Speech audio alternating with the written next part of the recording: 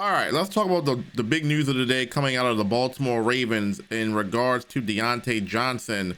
And this has a lot to play in terms of the Philadelphia game because Rashad Bateman had got hurt in that game. Still don't know what play he got hurt on, but Rashad Bateman got hurt, was not able to return to the game. And well, he's like, all right, well, we got depth. That's why you brought Diontae Johnson in.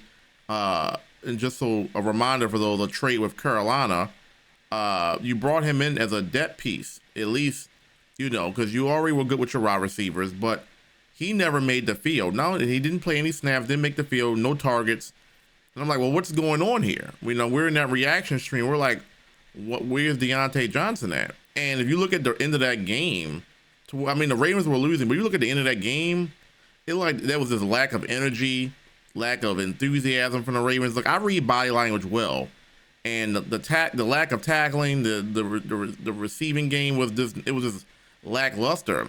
So to me it told me something was going on internally. And now we get the news of this. So this is Eric DeCosta in a statement from the Baltimore Ravens. We have made the difficult decision to suspend Diontae Johnson for our upcoming game against the New York Giants for a conduct detrimental to the team. Diontae's suspension stemmed from refusing to enter the game against the Philadelphia Eagles.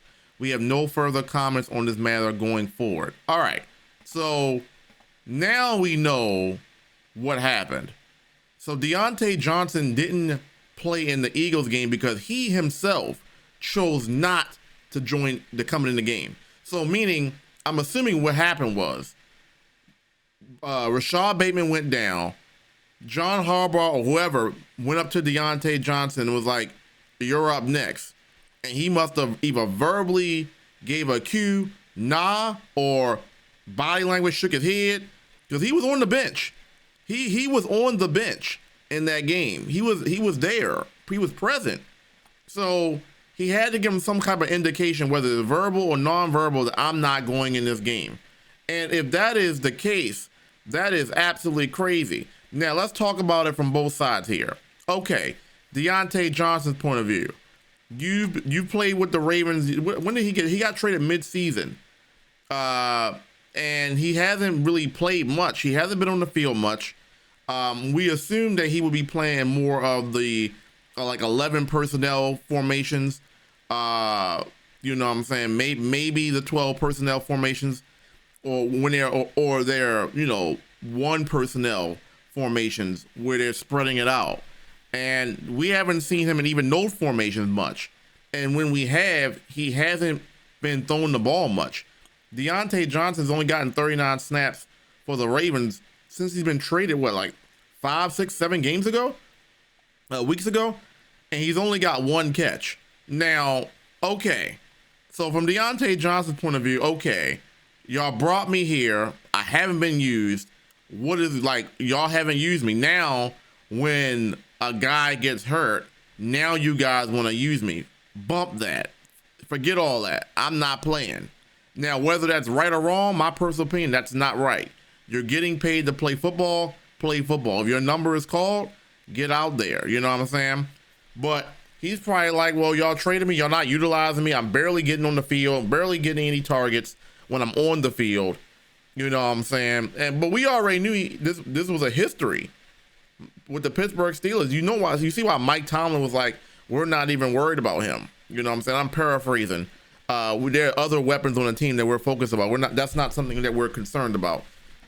He goes to Carolina. You heard rumblings out of Carolina that, there were things going on in terms of showing up to meetings and whatnot. He was productive in Carolina, at least. With the Ravens, granted, they have more depth pieces than Carolina, but he hasn't really got much attention at all. And it just makes you wonder, what is really going on with Diontae Johnson? So he probably was like, bump that. Now, whether it was verbal or non-verbal, I'm curious to know who walked up to him. I would imagine it's John Harbaugh. John Harbaugh is the head coach. Hey, 18, we need you in the game. He either shook his head or said, coach, no. Something along the lines. Now, from the Ravens' point of view, they traded for him. It was under the assumption that he would be getting used. Now, during that time, that was when, Rashad Bateman was not at his best, and Nelson Agholor wasn't at his best, and a lot of people were like, okay, well, we're bringing in Diontae Johnson to kind of put pressure and step the game up of those guys that I just mentioned, the Dark Knight and Agholor. And Bateman has been playing much better since the trade, but it was still under the assumption that he would be getting targets. To only play 39 snaps and only 1 catch since you've been on the team since October 29, you've only gotten 1 catch and 39 snaps. That's actually kind of crazy. Now, the Baltimore Ravens, what was this trade for? Depth? Was it to keep him away from the other teams like Kansas City, who needed a receiver? Because I thought maybe because I didn't think they needed him, to be honest with you. And I was like, well, maybe the Ravens are just trading him so that he doesn't go to another team that the Ravens are competing with. Because the way they've been utilizing him, which is not much at all, makes me wonder, was there ever an intention to really put him out there? You know how the Ravens are with receivers. You know what I'm saying? They're not the calling card of the Ravens. And the Ravens play team ball, which means that one player isn't going to see the bulk load of the targets. That's just how they play ball, especially under John Harbaugh. Not one player is better than the team. Now, Diontae Johnson, to me, seems more like a guy like, I want the ball. He has that T.O. personality where I want the ball. The Antonio Brown, give me the damn ball. I'm a playmaker.